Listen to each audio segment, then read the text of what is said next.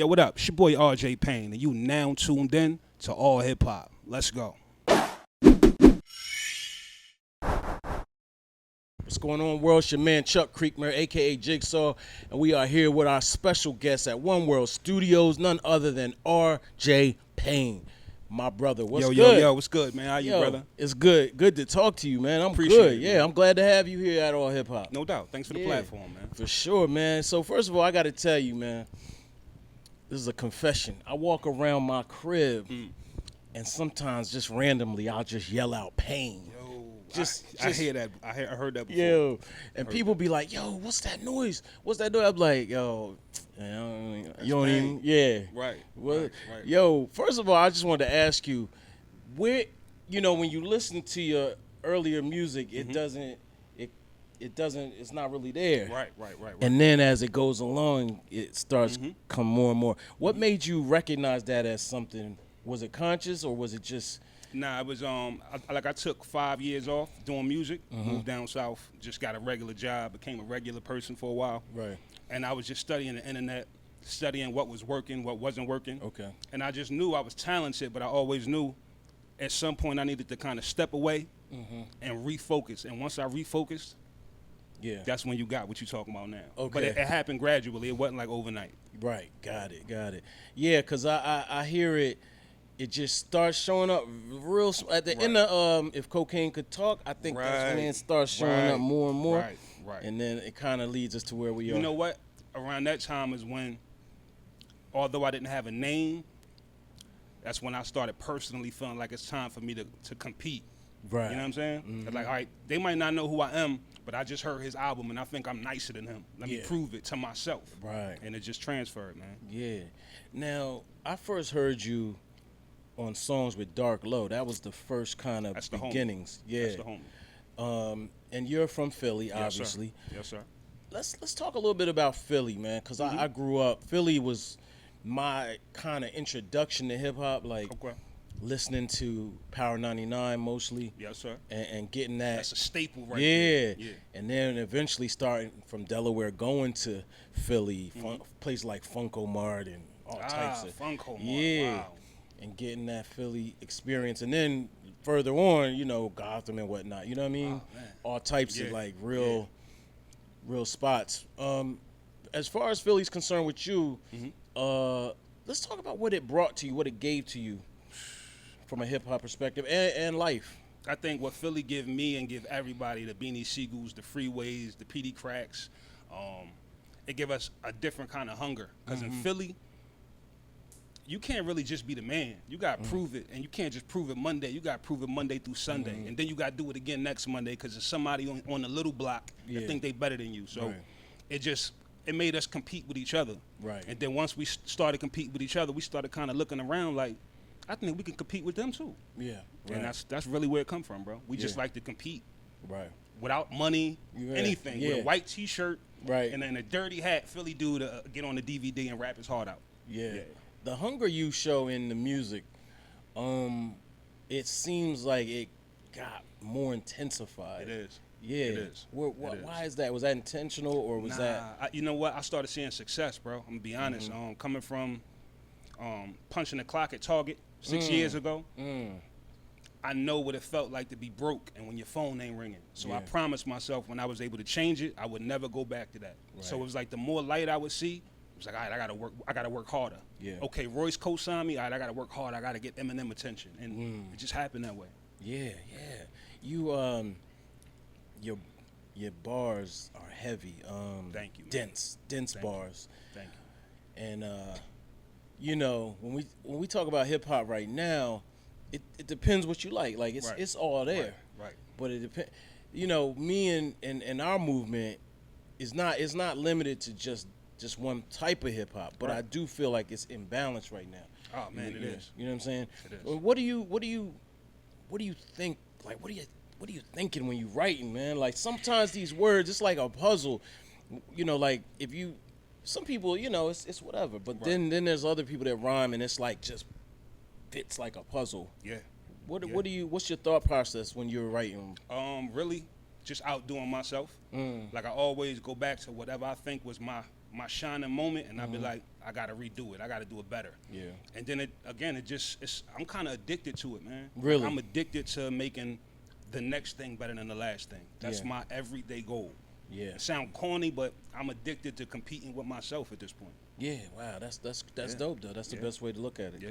Yeah, especially in this climate, because Right. if you're competing with somebody else, you could be competing with like every form of hip hop. Right. Yeah. Right. You gotta. I think right now it's like you said. It's almost a new golden era because right now, as long as you have a fan base, you could do whatever you want to do. Yeah. And they'll support you. So Right. it's like I think it's amazing time if you're dope. Oh man. Yeah, yeah. You let me ask you about the Griselda Effect. You mentioned this in one of your albums. I'm not sure if it was if Cocaine Could Talk 1 or 2, but you said you were inspired by them. Absolutely, 100%. Talk about that a little bit. I was down south. I was in Alabama, and as I'm getting off work, I'm searching the internet. I'm just trying to get that feeling. Who's Right. spitting? And somehow I came across Griselda. Seen Conway, seen West Side, and then I'm just watching. And I really just got the overwhelming feeling of, damn, I could just rap. Yeah. Like, yeah. they're not doing nothing special. They're not dancing. They're Right. not singing. Yeah. They don't even look pretty. They don't got Right. on a bunch of any, you know what I'm saying? Yeah.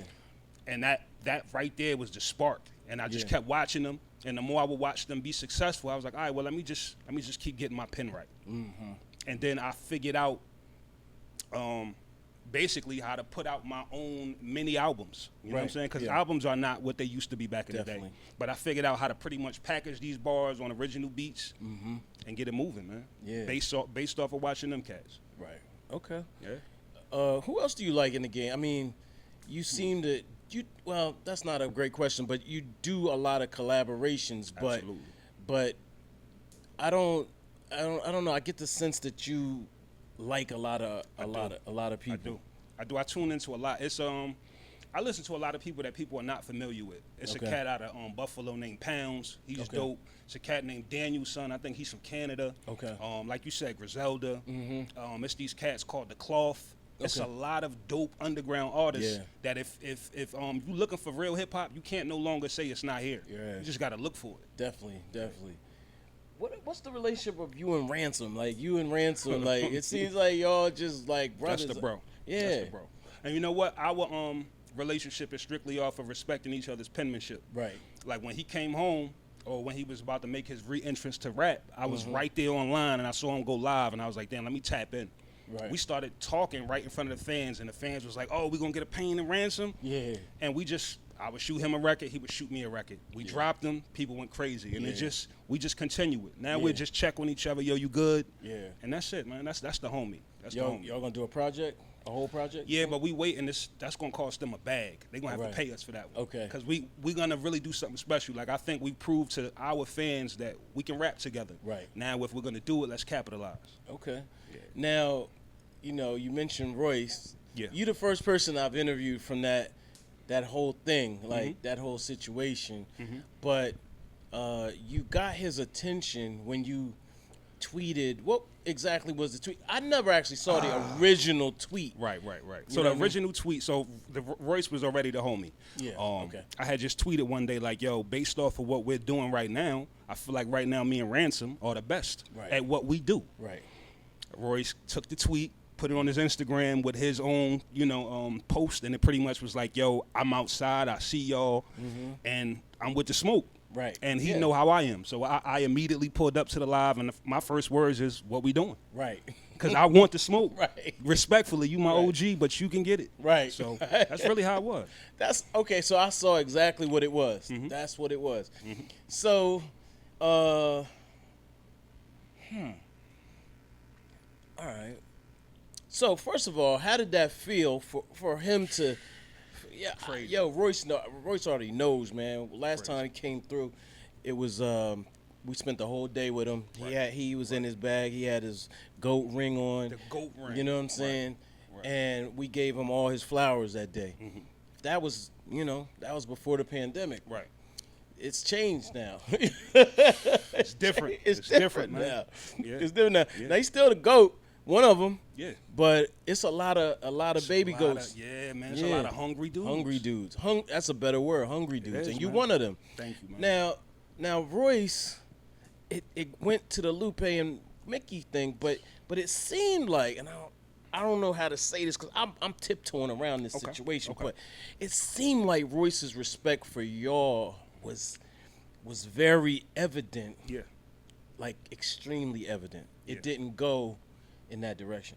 I think he told me, he said, I wanted to put the spotlight on you and Ransom. He said, I feel like y'all are really dope. He said, but I feel like everybody that's supposed to is not paying attention. So he said he was waiting and looking for something. And that tweet happened to be the thing. So I already knew that it wasn't, no type of hard feelings. But he knows, like I know, if we gonna play ball, then let's play ball. Right. So it sparked a real interesting conversation. And that's the thing. And I'm looking at the scene now, and I've never said this publicly, but particularly with Mickey Factz, I'm like, I love Mickey Factz. Like, don't get me twisted. Yeah, that's the homie. But I think that maybe, just maybe, he could have played the long game. Maybe, just maybe. And we're going to have him in here, too. Because nobody, like, we all wanted to see something. We definitely all wanted to see something. Just rap. Everybody said just rap. Just rap.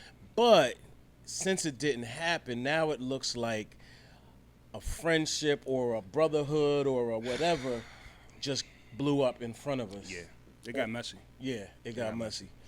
No question there, obviously, but I wanted to ask you how you felt when Mickey used your rhyme style on in the diss joint. on Wraith. Yeah, I thought it was dope. It was dope. Like, I didn't expect it, of course. So when as he leading up and he like said my name and Ransom, I was like, okay. And then when he like, here's the flow, and I'm like, dang. Yeah. But overall, I thought it was cool. I have no problem with the back and forths. I actually like to watch it. I actually like to take part. Right. But what I don't like to see is the friendships get ruined. Right. So at that moment, if you notice, me and Ransom backed off. Right. Once Lupe and Royce did their thing and it got personal, it just took the fun out of it. Yeah, definitely. Took all the fun. And one thing that I was really looking forward to was, like, y'all, it looked like there was going to be a formal thing set up, like a URL type of battle. Well, no, that's what Lupe wanted to, I guess, how he wanted. But Royce was just like, look, come to Detroit, sit in the studio, I'm going to get the cameras, and let's go to work. Yeah. However that is, not maybe a battle per se, but we're going to spit with the camera on. Right, okay. Yeah. And I liked how you flipped that a little bit at one point. Like, yeah, you could come to Philly, too. Yeah, you welcome. Yeah. I'm not one of these dudes, man, listen, I have no ego. I just want to rap, and you got the right one. Yeah, right. Nah, shout out to everybody, man. Absolutely. What did you think about the, the Lupe thing? Like, Royce kind of dropped, I don't really know what you want to call it, because some call it diss, some say it was, a song. I'm not sure what it was at this point. I think Royce put that out because he felt pressured. You know what I'm saying? I think what I know about Royce, he don't like things that become personal. And he wanted to do it from a stance of just rapping. Yeah. And I think once it became personal, he still was forced to say something. Right.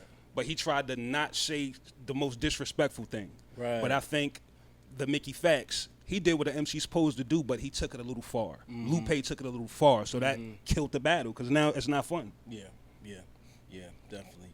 So, stepping back to the battle rap situation, with URL, wasn't going to be that with you, but you mentioned something else, like you were around during the Fight Club days. Oh, man, Fight Club.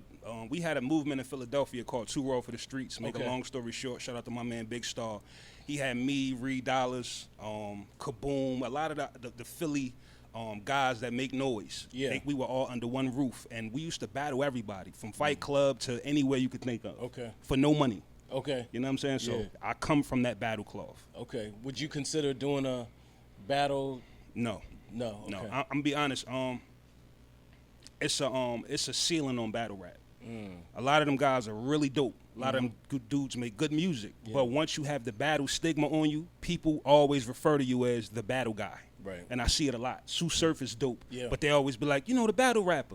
Yeah. And it kind of kills people interest. Yeah. So I never want to attach that to me again. Okay, got you. Mm-hmm. Okay, that's fair enough. Who would you compare yourself to in this day and age? I mean, not necessarily right now, but who inspired that's you? Easy. I guess. I mean, it's a plenty, but right now I know who I draw from the most. It'll be DMX. It'll be Big Pun. Yeah. It'll be Sean Price. It'll be Big L. and I got to throw Hove in it. Yeah. Okay. Yeah. For right now, that's what it is. Yeah. Okay. I was DMX definitely came to mind. Yeah. Immediately. Yeah. And Big Pun is one of my top 5s. That wordplay, man. Yeah. Pun to me had the nastiest wordplay. He was too advanced. Yeah. He was too advanced. Too advanced. Yeah. Now, we always do this on our hip hop. I think we're gonna do this forever. Okay. Top 5. Your top 5 dead or alive. Now you just rattled off a bunch of names, but that's not necessarily, you know. For me, it changes because I like to be inspired by different things at different times. So it might be this 5 today, but tomorrow I might want to. I might feel like my intellectual side of hip hop. So it might be Common. It might be, you know what I'm saying? Yeah, yeah. But right now, my day to day, when I just want to destroy the mic, it's gonna be, like I said, it's gonna be Big Pun. It's gonna be Sean Price. Okay. It's gonna be a Big L. For my day to day, I would say Redman. Yeah. And I would probably round that out, probably still with Jay-Z. Yeah. Yeah. Now, Jay-Z, you know, out of the people you just mentioned, you know, Jay-Z, I would say, is, I don't know how to say that, but you know, Jay-Z's Jay-Z. Right. Jay-Z's Jay-Z. Right. He's in my top 5 as well. Where do you see yourself moving artistically now, moving forward? I think I'm getting to the point where I'm proving that I can rap. I think I'm gonna do a little bit more of that, but you're gonna see in the future me working with a lot more established producers. Okay. KG, for one, from Naughty by Nature. Oh yeah. The OG Kwame. Wow. Like I'm gonna go get the producers. It's cool to work with the beat makers, but I want some records under my belt. Yeah. So that's really where you can see us going in the future. That's dope. Yo, you just mentioned some names that, you know, Kwame, and people don't realize that, like, he's a genius. He's a genius, man. Yeah. They be thinking that, well, I guess it's just for the people that's not really schooled on hip-hop, they don't know that these dudes are responsible for a lot of great records. They have no clue, but I know. Yeah. So, you know, we're in for a treat, man. Okay. Now, when you get beats, like, I get on YouTube sometimes, and I'll be like, just punch it. Oh, Conway type beat. I see it all the time. Drake type beat. Yep. What's your take on that? Yo, you know what's funny? When I first started seeing RJ Payne type of beats, bro, it is the weirdest thing to me. But I guess that just means that person is a heavy influence. Yeah. So for me to not be a beat maker and have a type of beat that I'm supposed to rap on, I guess I'm an influence. So that just, I don't think it's a problem with it. I think it becomes a problem when you take that style of that producer and you think that that's your thing. Yeah. That's a problem. Right. You got to always pay homage to where you got it from. True indeed. Now, you have worked with a lot of people in a short period of time. There's a lot of respect, man. A lot of respect. Who's next? Like, you know, Ice-T. Yeah, I saw that. Well, first of all, is Ice? He's narrating. Okay. Well, see what it is all right. So my most popular project has been called "If Cocaine Could Talk." Make a long story short, that's just where I take the place of cocaine. I am the lyrical version of cocaine. So part 4 was my most popular volume. I had Nino Brown on the cover. So once me and Ice got in contact, I'm brainstorming. I'm like, part 7 should be New Jack City 2. Right. And I talked to Ice-T about it, and he was like, yo, you got my blessing. I'll be Scotty. So he's going to be Scotty. I'm going to be Nino. Nino didn't die at the end of the movie.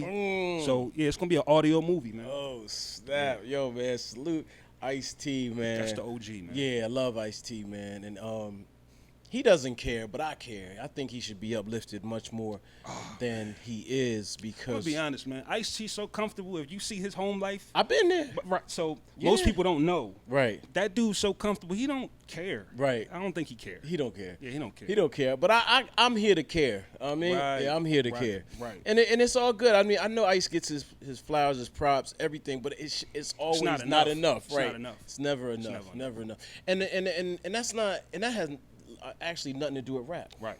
He's so giving. You know what I'm saying? Yo, I'm gonna be honest. We met a lot of people. That's the most genuine dude. That's a legend that don't want nothing from you. Yeah. He don't want you on his single. Yeah. He don't got a plan. Right. Nothing. If he tell you to come around, it's because he think you dope and he want to fill you out. Yeah. Genuine dude. Yeah, I got to go back to the crib once. Last time I was there, I was like in between cars. I had paid. Understood. Understood. Yeah, man. I got to pull up again, Ice. You know what I'm saying? But we just interviewed him, so we still work. And he's just that type of dude, man. Absolutely. So when's that gonna drop? I'm working on it right now. It'll be done in about 2 or 3 weeks, so you can expect it as soon as just at the latest Halloween, but you should expect it early next month. Okay. Early. Now, do you go through the a lot of guys like Mock Homies, the Dump God, he's just dropping 20 albums a year or something. What's your thoughts on that? I think if you know what you're doing, it's worth it. Like for me, I was dropping 7 projects a year, but I don't drop them like everybody else. Like everybody else is just streaming. When I was dropping directly through my website. Okay. So that's how I was able to quit my job. I was like, all right, so I would make this much working. Let me drop a mixtape every month. Right. And it just got crazy. So I think if you making something that your fans want, cool. But I think if you just putting out a bunch of music just to put it out, that's not gonna last for so long. Right. Now you are independent now. Absolutely. Are you interested in signing with anybody, or you like? If it makes sense. Yeah. Like we're not against nothing. Okay. I love being independent. I love calling my own shots. But if the deal makes sense, we at the table. Yeah. Would you? Would you consider? I know you. It's common sense. Yeah. Like put like this: if I had a choice, like if they was to just say, Payne, where would you want to go? I would probably want to go sit down with Dr. Dre. You know what I'm saying? Yeah. I feel like he's gonna make you make the album. Right. Dre ain't gonna let you rush. Right. He's not worried about your single. He wants that project. Right. So if I had a choice, it would be the Dre camp, the Eminems, maybe a Rick Ross. I just would prefer people that really gonna focus on the music, and not the branding. All of that's cool, but the people that's focused on the music. Yeah, I could see you with Dr. Dre. Oh man, Dr. Dre needs somebody like you right now. That would be crazy. Yeah, for sure. Cause I hear he's trying to work on something, but he needs a new younger blooded, hungry person in his camp. From this side too. I think it's never been a Philly artist over there. Yeah. Never. So yeah. I haven't really heard you with a lot of Philly artists. That's been by choice. Yeah. That's been by plan and by design. I love Philly. I love battle rap. I put them in the same category, but I feel like they both have heavy stigmas attached to them. When you tell people you're a Philly rapper, they start counting down to see how long it is before you go to jail. Yeah. How long it is before you shoot somebody. How long it is before you get an attitude with one of these CEOs at the company. Right. It's a lot of things that come with being a Philly rapper. So I just wanted to make myself known as a MC. I'm from Philly and New York. Yeah. Right. Equal time in both states. So I can't even really claim one more than the other. Got you. That's I get it. I'm from Delaware originally, but you can't label yourself as the Delaware guy. Right. Plus I'm clocking in a lot of years in other places. So, you know, New York mostly, but definitely. So what's your goal? Like, where do you want to be in terms of, some people like Conway, he wants to be on Mount Rushmore. Some people want to be like a superstar. Yeah. You know what I'm saying? What's your goal? If I can continue to make a living off of what I do and make a living to where I can make my family comfortable, do exactly what I'm doing now, and be respected by all of the same legends, I already won. Yeah. Like, I'm not really looking for the Bentley. Yeah. You're not probably going to see me with 5 chains on. Right. It's cool. I don't have a problem with it. But for me, that's not my goal. I want to move back down south. Yeah. And I want to be comfortable and get paid off my music. That's it, bro. How long were you in Alabama? 6 years. 6 years. 6 years. Alabama's a real spot, man. It is. When people think it's dirt roads, it's not dirt roads. It's just like Atlanta. It's just like everything. Yeah. It's dope. My homeboy, I got a couple friends out of Alabama. One of my boys was the producer for Doe B. You talking about the white kid? Well, there's a white kid, Frank. That's White. what I'm talking about, Frank White. Right. But then there's another one, who's Bow, and Bow is the producer. Small world. That kid that you talking about, Frank. We live down the road from each other. Really? Yeah. Literally. That's crazy. They put out the last album, which was good. He was shooting his videos too. Right. Yeah. Right. Small world, man. Small world. Definitely. And then my other homeboy, like my best friend from growing up, he's still down there, but he go through it a little bit. I love it, man. Yeah. And it's cheap. It's cheap and it's beautiful. And the people, man, treat everybody. It sound corny, but the Southern hospitality, if you never been there, is really real, man. Oh, yeah. People say, how you doing? Yeah, exactly. Nobody ice grilling you. Right. I plan to move down south eventually. Virginia, though. That's the move, man. I'm trying to get my team down there, man. Really? I'm trying to get everybody to move down south, man. Yeah, that's what's up. That's what's up. So let's talk about you, like your day to day. Like we see everybody's on IG Live. Sometimes I'm like, yo, man, we don't really need to see all that. You know what I'm saying? But what's your day to day like? Music. It's corny, but I got to where I'm at by not having a lot of downtime. I didn't get here by partying. A lot of times, my manager and them get to go out more than me. I don't go out. Like I really keep it to the music because Philadelphia is super violent. Right now, like the violence in Philadelphia is on another level. So I feel like for me to stay where I'm at and get bigger, I gotta just keep working. I don't have time to chill. So my day to day, wake up, find beats, figure out what project I'm working on, what features I'm doing, get with my engineer. This is every day. Wow. So it's like a job now, man. Yeah. But it's one you love. Yeah, I love it. It got its days, you know what I'm saying, where it's a headache. But then you got your days where you wake up and Eminem say you his favorite rapper. Yeah, how did that feel, yo? I mean, I tell this story all the time. I cried, man. I don't get emotional. Yeah. But I cried just because, yo, when you quit your job and you lose relationships to chase something, and you feel like, damn, I might be bugging. I might should have kept that job. But when it pay off, and you know you're not crazy, that feeling, man, that's probably why I was so emotional. Like, damn, I did it right. Right, yo, Eminem is the truth, man. Yo, P, he doesn't get enough credit either for being true to the culture. Nah, he a good dude, man. He done put how many, if you want to look at it from a different side, how many of our people has he employed? I mean, a lot. You know what I'm saying? If you want to just take it on that level. Yeah, definitely. Then how many great additions to hip hop has he provided? A lot. Black or white. Yeah. So it's just like, he a good dude, man. I don't have no problem with Eminem. Yeah. He's got a new guy named Grip. Grip is dope. I've been seeing. He's dope. I've been following Grip because my man Riggs, who actually discovered Eminem. Riggs Morales. Yeah. I know him from the Fight Club. Yeah. That's my dude, man. Yeah. We 20 plus years deep. Tell him Rain Man said what's up. Okay. Right. Okay. That was your rap name then?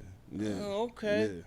I think I remember. Yeah, I won an MTV battle and all of that, like in 2003. Okay. Yeah. I'm gonna have to go back and look. Yeah, I never really talk about it because I wanted to make sure I got to this point without being perceived as the battle guy. Got you. Okay, yo. I gotta pull out my phone though, man. I don't usually do this, but I want to make sure that we get everything in on this one. Nah, it's all good. You know what I mean? Looks like I got it. Oh, I know what I wanted to ask you.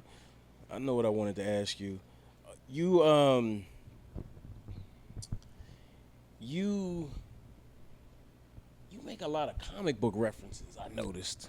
I peeped that. I'm a comic book head. You know what I'm saying? So, I mean, I always say comic books as if they not all over the movies and all that now. Right. So, you know, it's more than just comic books. But what's that about? Like, for me, I love comic books, but for me, I'm just the 80s baby, bro. Yeah. Like the whole 80s culture to the 90s culture, all the movies, the magazines. You're going to find a lot of those references, whether it's Bruce Leroy, whether it's The Lost Boys. I watch everything, bro. Got you. Everything. I was like, he said Weapon X. Like, not that. They don't even know about that. Right. Yeah, man. Yo, anything that's like heavy pop culture stuff that everybody that's into the movie culture and stuff mainly knows about, I'm on it. Now, I think you slandered the Hulk, though. Like, Nah, I ain't slandered the Hulk. Which bar? I can't remember exactly. It was either it was a David Banner bar, and I feel like it might have been a Hulk bar. I'm not sure. Nah, I love the Hulk. Okay, I love the Hulk. okay. Any reference to the Hulk is always to my anger or the way people perceive me as being, Right. That's what that's about. I love the Hulk, man. Now, every I get we barring it up, but do you ever want to maybe go mainstream, maybe go pop, maybe crossover, maybe? I think Tretch told me something. Tretch said, when you make the right music, it'll automatically go pop. Right. And I think that's just all I'm gonna do. I think going pop is really just making music that everybody can relate to. It don't have to have a melody. It don't have to be auto-tuned. It just has to be relatable to everybody. Right. And I got a bunch of that on the way. Okay. Of that. I think that's my strong point. I got to this point without having to tell my story or without having to do anything. So that's a lot of people like, he probably can't. They don't know I can do all of that. I just wanted you to think. Yeah. I'm just a punchline guy. Right. But you're going to find out. I was about to say just that. Like, I listened to almost everything that's on Spotify, and I was like, don't hear the story. Like, I'm not getting That's the on story. purpose. That's on purpose. Yeah. Because I had this figured. I said, if I do get to a point I want to get to and I get signed, I don't want to be the rapper that you heard his story and you pretty much know everything he's about to do. I want it to be when you get the album, you like, oh, like 50. When we heard 50 first album, we had no clue it would sound like that. We was just like, yo, he's dope. We love 50. Yeah. That's the impact I want. Yeah. Nice.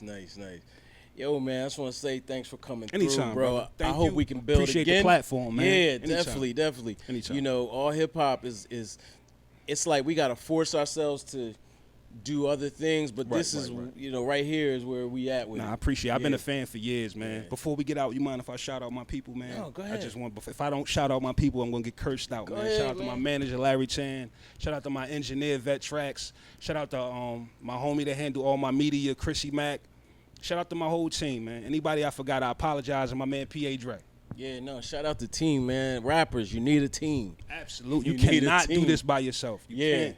It's impossible. Yeah, that's important. Yo, man, while we have you here, you are a breakout artist, especially in this COVID situation. You are a breakout artist. Give somebody a bit of advice on what they could or should do to capitalize on moments like this. I'm gonna be honest. If you really want to capitalize and change your life on whatever you got going on, you gotta be willing to put down your fun. Like, you gotta literally be able to say, I'm not having fun for a while. I'm gonna focus on whatever I want to do. So until you able to cut all your extracurricular out and literally focus on whatever it is you want, you probably gonna stay in the same place. So I would just say, start small, man. Get rid of all of the extracurricular activities and focus. That's it. And that's that. Salute. Payne.